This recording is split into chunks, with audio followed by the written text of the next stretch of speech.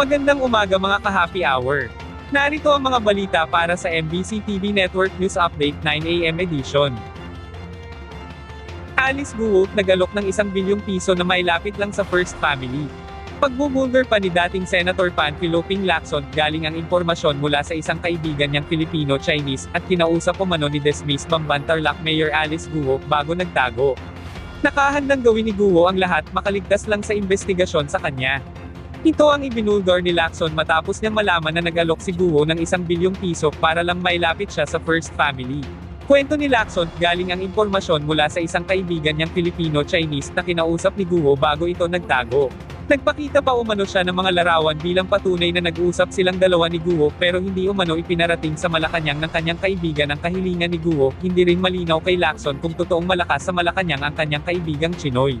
Nanawagan din ng dating senador sa mga otoridad na mas laliman pa ang investigasyon dahil sa paniniwalang trained foreign spy si Guo. Samantala, good news sa mga motorista. Magkakaroon muli ng malaking rollback sa presyo ng mga produktong petrolyo sa Martes, September 17. Ayon sa Department of Energy, narito ang mga sumusunod na pagtaya ng tapya sa petroleum products.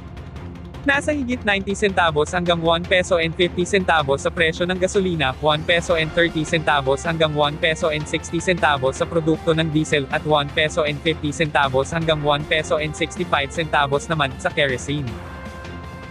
At yan ang mga balita para sa MBC TV Network News Update 9 AM edition. Abangan ang mga susunod na balitaan mamaya para sa 10 AM edition.